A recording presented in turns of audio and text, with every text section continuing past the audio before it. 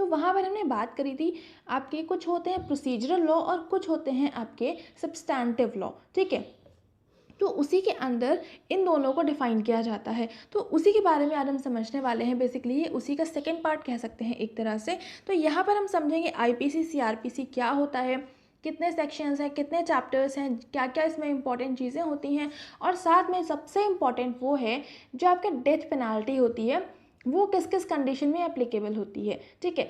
वो उसके बारे में हम समझेंगे, कौन कौन से सेक्शंस होते हैं जिसमें आपको डेथ पेनाल्टी की पनिशमेंट मिलती है, उसके बारे में हम समझेंगे। ये सारी चीज़ें आपके नेट के एग्जाम पॉइंट ऑफ व्यू से बहुत इंपॉर्टेंट होने वाली हैं। और उसके अलावा आईपीसी और सीआरपीसी में क्या बेसिक डिफरेंस है ये समझना आपके लिए बहुत इंपॉर्टेंट है, ठीक है। तो यही आज हम करने वाले हैं और जल्दी से स्टार्ट कर लेते हैं। और उससे पहले यहाँ पर सबसे पहले हम समझेंगे जो आपका आईपीसी होता है इसका क्या मतलब होता है, ठीक है। जो आपका आईपीसी है ये आपका 1860 में इनैक्ट किया गया था, और आईपीसी डिफाइन करता है different types of crimes and prescribes appropriate punishment for offences. मतलब कि जो आपका आईपीसी है, जो आपका इंडियन पीनल कोड है, ये बताता है कि कितने तरह के आपके क्राइम होते हैं, और जो भी क्राइम होते हैं उनके लिए क्या अप्रोप्रिएट पनिशमेंट हो सकती है। जो भी वो ऑफेंस करते हैं, जो भी कोई क्रिमिनल ऑफेंस करता है उसके लिए प्रॉपर उसको क्या पनिशमेंट मिलनी चाहिए, वो पूरी चीज़ यहाँ पर आपका आईपीसी में डिफाइन किया जाता है, ठीक है। इसमें जो ऑफेंसेस होते हैं वो अपने क्लासिफाई करे जाते हैं अलग अलग कैटेगरी में, जिसमें पहला आता है आपका ऑफेंसेस अगेंस्ट स्टेट, नेक्स्ट है armed forces, then public order, public justice, public health, safety, morals, human body, property, and offences relating to elections, coins, government stamps, weights and measures, religion, documents and property marks, marriage and defamation। तो ये आपकी अलग अलग यहाँ पर category हैं जिनके अंदर आगे के जो फर्दर क्राइम्स होते हैं उनको प्रॉपर अलग अलग क्लासिफाई किया गया है, उनकी पनिशमेंट के बारे में बताया गया है। तो ये सारी चीज़ें आपकी आईपीसी के अंदर डिफाइन हुई हैं, ठीक है। आईपीसी में टोटल आपके 511 सेक्शन हैं, ये पॉइंट बहुत इंपॉर्टेंट है। और उसके अलावा यहाँ पर जिसमें से 511 में से जो 330 हैं उन पे यहाँ पर पनिशमेंट के बारे में बात हुई है। मतलब टोटल 511 सेक्शंस हैं, और इसमें से जो 330 सेक्शंस हैं, टोटल 330 सेक्शंस हैं, इसमें आपके अलग अलग पनिशमेंट के बारे में बताया गया है, ठीक है। सो ये लाइन बहुत इंपॉर्टेंट है, और बाकी ये दोनों तो इंपॉर्टेंट हैं ही, ठीक है। तो ये हो गया, एंड अभी हम आगे मूव करते हैं। और यहाँ पर क्या है, ये जो आपका आईपीसी होता है इसके अलावा जो आपका लोकल एंड स्पेशल लॉ होते हैं ये आपके पीनल प्रोविजन कंटेन करते हैं। बेसिकली यहाँ पर जो हम बात कर रहे हैं ये आपके सब्सटैंटिव लॉ हैं, ठीक है। यहाँ पर ये आपके सब्सटैंटिव लॉ का मतलब होता है ये आपके मूल आपके बेसिक लॉज हैं जहाँ पर पनिशमेंट के बारे में बताया जाता है। तो यहीं पर आईपीसी में तो सारी के सारी पनिशमेंट और डेफिनेशंस क्राइम के बारे में वो सब बताया गया है। उसके अलावा यहाँ पर कुछ आपके लोकल और स्पेशल लॉ होते हैं जिनको कि प्रोसीजरल नहीं, सब्सटैंटिव लॉ के अंदर इंक्लूड करा जाता है, लोकल लॉज और स्पेशल लॉज, ठीक है। ये भी आपके पेनल प्रोविजंस ही होते हैं। लोकल लॉ जो होता है is applicable to a specific area और ज्यूरिसडिक्शन।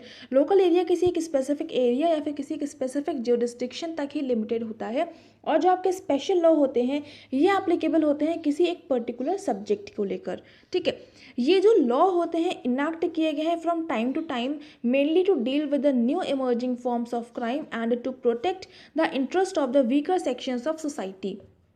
जो आपके लोकल लॉ हैं, जो आपके स्पेशल लॉ हैं, इनमें टाइम टू टाइम चेंजेस आते रहते हैं। अगर कोई प्रॉब्लम आई है, कोई नया कुछ क्राइम आया है, या फिर कोई भी ऐसी चीज़ है जो अभी तक इनके अंदर इंक्लूड नहीं किया गया है, तो वो चीज़ आपकी इसमें अपग्रेड करके, इसमें अमेंडमेंट करके इसमें इनको इंक्लूड कर दिया जाता है। और ये आपके बेसिकली जो नए इमर्जिंग फॉर्म्स होते हैं क्राइम के, या फिर जो आपके अलग अलग तरह के क्राइम्स होते हैं जो वीकर सेक्शन है सोसाइटी के, उन सबको प्रोटेक्ट करने के लिए आपके लोकल लॉज और स्पेशल लॉज को बनाया गया है, ठीक है। तो ये हो गया आपका एक चीज़। और यहाँ पर आगे क्या है, यहाँ पर अब हम बात कर लेते हैं जो आपकी डेथ पेनाल्टी होती है। जो आपकी डेथ पेनाल्टी है ये आपकी आईपीसी के अंदर ही डिफाइन करी गई है। बेसिकली आईपीसी का मतलब होता है कि अगर आप किसी भी तरह का कोई भी क्राइम कर रहे हैं तो वो क्राइम कौन सा है उसको आईपीसी में डिफाइन किया है। साथ साथ वो जो भी क्राइम है उसके लिए जो आपको पनिशमेंट मिलनी है तो वो किस तरह की आपको पनिशमेंट मिलनी है, कौन सी आपको पनिशमेंट मिलेगी, आपको 1 साल की सज़ा होगी जेल में, 10 साल, 5 साल और लाइफ टाइम इम्प्रिजनमेंट या फिर डेथ पेनाल्टी, तो वो चीज़ आपकी आईपीसी में बताया गया है। बेसिकली क्या आपको पनिशमेंट मिलनी है वो चीज़ आपकी आईपीसी में क्लैरिफाई करी गई है। ठीक है, उसी तरह से यहाँ पर डेथ पेनाल्टी के भी रहते हैं केसेस, जिसको हम कैपिटल पनिशमेंट भी कहते हैं। ठीक है, तो जो आपकी कैपिटल पनिशमेंट होता है, ये एक जो टर्म है ये बहुत इंपॉर्टेंट है, क्योंकि ऐसे हो सकता है आप में से बहुत सारे लोगों को ना पता हो। ये आपका कैपिटल का मतलब होता है, नॉर्मल लैंग्वेज में समझे तो इसका मतलब होता है पूंजी। पूंजी का मतलब आपका ओवरऑल पूरी जो चीज़ होती है, जैसे कि मतलब कहीं पर इन्वेस्ट कर रहे हो तो वहाँ पर जो आपकी टोटल इन्वेस्टमेंट है उसको हम बोलते हैं कैपिटल इन्वेस्टमेंट, मतलब कि आपकी जो पूरी पूंजी लगा रहे हैं, जो पूरी इन्वेस्टमेंट कर रहे हैं वो चीज़। लेकिन यहाँ पर आपका कैपिटल पनिशमेंट से थोड़ा सा डिफरेंट हो जाता है। यहाँ पर कैपिटल पनिशमेंट का मतलब होता है आपको डेथ पेनाल्टी, मतलब आपकी जो पूरी की पूरी लाइफ है, आपने जो पूरी लाइफ इन्वेस्ट करी है वही उसी चीज़ को पूरी तरह से ख़त्म कर देना, वही आपकी जो लाइफ है वही ले लेना। ठीक है, तो यहाँ पर आपकी जो मतलब डेथ पनिशमेंट मिलती है तो उसी को हम बोलते हैं यहाँ पर कैपिटल पनिशमेंट। तो ये टर्म बहुत इंपॉर्टेंट है, इसको याद कर लीजिएगा, हो सकता है आपके एग्जाम में ऐसा कुछ क्वेश्चन बन जाए। ठीक है, तो यहाँ पर आपके ये सारे कुछ सेक्शंस हैं जिन केसेस में आपकी डेथ पेनाल्टी दी जाती है, मतलब कि आपको आपको सेंटेंस टू डेथ का पनिशमेंट मिलती है। ठीक है, तो यहाँ पर जो आपका सेक्शन 120B होता है, इसमें अगर आप कुछ क्रिमिनल कॉन्स्पिरेसी करते हैं तो उस केस में आपको डेथ पेनाल्टी की परमिशन मिलती है। सेकेंड है आपका सेक्शन 121, यहाँ पर war against government of India. Section 132, इसमें अगर आपने म्यूटिनी का केस होता है, म्यूटिनी का मतलब होता है अगर आप कुछ किसी चीज़ का विद्रोह करते हैं, रिवॉल्ट करते हैं, रिबेलियन वाली आपकी कुछ जो काम करते हैं, या आप किसी चीज़ को लेकर बगावत करते हैं, मतलब कुछ आप बिल्कुल गवर्नमेंट के अगेंस्ट बहुत ही मतलब अलग तरह का मतलब काम करते हैं, बिल्कुल विद्रोही टाइप से काम करते हैं, तो वो चीज़ आपकी 132 सेक्शन के अंदर आती है। ठीक है, देन नेक्स्ट है आपका सेक्शन 194। 194 में क्या है, false evidence to procure conviction for a capital offence, मतलब कि गलत एविडेंस देना जो आपकी कन्विक्शन है उसको प्रूव करने के लिए, उसको बढ़ावा देने के लिए कि आपने कोई भी कैपिटल ऑफेंस किया है, तो उस कंडीशन में आपका सेक्शन 194 लगता है और यहाँ पर भी आपको डेथ पेनाल्टी की पनिशमेंट मिलती है। नेक्स्ट है आपका सेक्शन 302। सेक्शन 302 जो होता है वो होता है आपका पनिशमेंट फॉर मर्डर। सेक्शन 303 जो होता है punishment for murder bye life convict. ठीक है, तो ये दोनों में कन्फ्यूजन हो सकती है। 302 में पनिशमेंट फॉर मर्डर, मतलब किसी ने अगर मर्डर किया है तो उसके लिए आपको यहाँ पर पनिशमेंट मिलेगी, और सेक्शन 303 में कोई अगर किसी को लाइफ टाइम इम्प्रिजनमेंट मिला हुआ है और वो मर्डर करता है तो उस कंडीशन में आपका सेक्शन 303 लगता है। ठीक है, नेक्स्ट है आपका सेक्शन 305। इसमें क्या है, अबेटिंग सुसाइड, मतलब किसी इंडिविजुअल को सुसाइड करने के लिए प्रोवोक करना, उसको कहना, मतलब उसको इतना ज़्यादा अंदर से वो कर देना कि वो सुसाइड करने पर मजबूर हो जाए, तो ये आपका सेक्शन 305 आ जाता है। नेक्स्ट है सेक्शन 364 का एस पार्ट। इसमें है किडनैपिंग फॉर रैंसम, मतलब कुछ फिरौती या फिर कुछ थ्रेटनिंग वाले जो केसेस होते हैं तो उस तरह की चीज़ों के लिए किडनैपिंग करना, तो वहाँ पर आपका सेक्शन 364A लगता है। सेक्शन 396 में क्या है, बैंडिट्री विद मर्डर, मतलब कि जो आपके डाकू वगैरह होते हैं तो उनकी हेल्प से मर्डर करवाना या मर्डर करना, या वो लोग अगर मर्डर करते हैं तो वो आपका सेक्शन 396 में आ जाता है। देन लास्ट है आपका सेक्शन 367 का ए पार्ट। यहाँ पर होता है रेप, अगर किसी इंडिविजुअल ने रेप किया है तो उस कंडीशन में उस पर ये आपका सेक्शन लग सकता है और यहाँ पर भी आपकी डेथ पेनाल्टी की पनिशमेंट मिलती है। ठीक है, तो ये सारे कुछ आपके सेक्शंस होते हैं जहाँ पर आपकी डेथ पेनाल्टी के केसेस लग सकते हैं, डेथ पेनाल्टी का सेक्शन लग सकता है। तो ये सारे सेक्शंस इंपॉर्टेंट हो सकते हैं, तो इनको याद कर लीजिएगा, ये आपके एग्जाम में क्वेश्चन बन सकते हैं, इसमें से कोई भी क्वेश्चन बन सकता है, तो इसको बहुत अच्छे से याद करिएगा। और ये जो आपका सुसाइड वाला और जो मर्डर वाले हैं ये आपके क्वेश्चन कई बार देखने को मिले हैं, तो इन चीज़ों को बहुत अच्छे से याद रख लीजिएगा। और जो आपका क्रिमिनल कॉन्स्पिरेसी है ये भी आपका इंपॉर्टेंट बन सकता है, और ये जो लास्ट वाला है सेक्शन 376A ये भी आपका इंपॉर्टेंट हो सकता है, तो इन सबको बहुत अच्छे से याद कर लीजिएगा। ठीक है, सो ये हो गया, एंड अभी हम आगे मूव करते हैं और अब हम बात कर लेते हैं CRPC के बारे में। तो यहाँ पर CRPC जो है आपका 1973 में इनैक्ट किया गया था और प्रॉपर फोर्स में आपका 1 अप्रैल 1974 में आया था, मतलब ये एक्ट आपका 1973 में बन गया था, और जो अब इसका जब इसका प्रॉपर इसका यूज़ करने लगे थे वो आपका 1 अप्रैल 1974 से इसको प्रॉपर यूज़ में लाया गया था। ठीक है। इसमें टोटल 484 सेक्शन है, 2 शेड्यूल हैं और 56 फॉर्म हैं इसमें। और जो आपके सेक्शंस हैं उसको डिवाइड किया गया है टोटल 37 चैप्टर्स में, ठीक है। मतलब आपके टोटल 484 सेक्शंस हैं और इन सेक्शन को टोटल 37 चैप्टर्स में डिवाइड किया गया है, 2 शेड्यूल हैं और 56 फॉर्म हैं। तो ये लाइन में सारी चीज़ें बहुत इंपॉर्टेंट है, इसको याद कर लीजिएगा। इसके अलावा अब हम बात करें कि जो CRPC होता है वो बेसिकली क्या बताता है। So it provides the machinery, machinery का मतलब है प्रोसीजर बताता है, for the investigation of crime, apprehension of suspected criminals, collection of evidence, determination of guilt or innocence of the accused person and the determination of punishment of the guilty।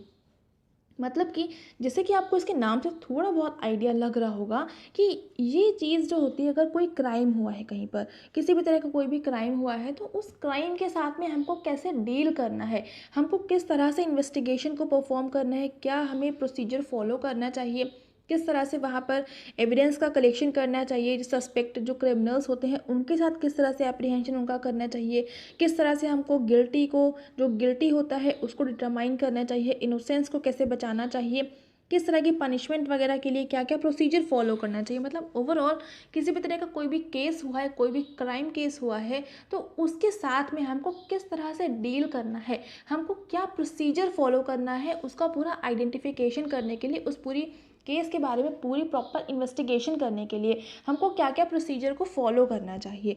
तो वो procedure के बारे में आपका criminal procedure code के अंदर पूरा detail में बताया जाता है, अलग अलग सेक्शंस के, अलग अलग चैप्टर्स के, अलग अलग उसके अंदर, ठीक है। And it also deals with the public nuisance, prevention of offences and maintenance of wife, child and parents, ठीक है। तो ये चीज़ भी आपकी CRPC के अंदर ही इंक्लूड करी जाती है कि किस तरह से हमें जो भी ऑफेंस हो रहे हैं उनको प्रिवेंट करना है, मेंटेनेंस जो होता है वाइफ, चाइल्ड, पेरेंट्स का, उनके बारे में, उसके अलावा जो पब्लिक न्यूसेंस होते हैं वो सारी की सारी चीज़ें भी आपकी CRPC के अंदर ही इंक्लूड करी जाती हैं, ठीक है। सो ये हो गया। अभी हम आगे मूव करते हैं और यहाँ पर क्या है, जो आपका CRPC है ये एक तरह का आपका प्रोसीजरल लॉ है, ठीक है। जैसे कि हमने बताया था जो IPC था वो आपका सब्सटैंटिव लॉ था और जो आपका CRPC होता है ये आपका प्रोसीजरल लॉ होता है। और प्रोसीजरल लॉ का मतलब क्या होता है, प्रोसीजरल लॉ का मतलब ये होता है कि वो आपके लॉ, वो एक्ट जो डिस्क्राइब करते हैं procedure to be followed in a criminal case from registration, investigation and to its final disposal after a proper trial by a court of law.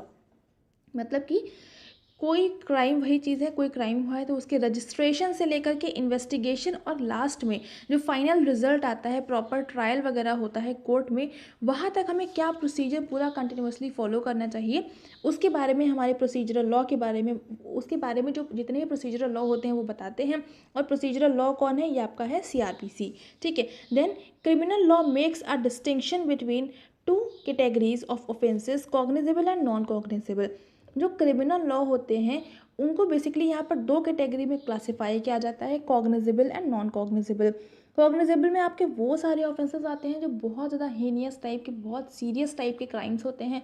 और नॉन कॉग्निजेबल में जो बहुत ज़्यादा सीरियस नहीं होते हैं, जो थोड़े से, मतलब क्राइम तो क्राइम है लेकिन बहुत सीरियस नहीं है, बहुत डेंजरस टाइप का, बहुत हीनियस क्राइम नहीं है, तो वो आपका नॉन कॉग्निजेबल हो जाएगा। और यहीं पर अगर बहुत हीनियस टाइप का क्राइम में, बहुत सीरियस कंडीशन वाला क्राइम हुआ है तो वो आपका कॉग्निजेबल ऑफेंस में इंक्लूड करा जाता है, ठीक है।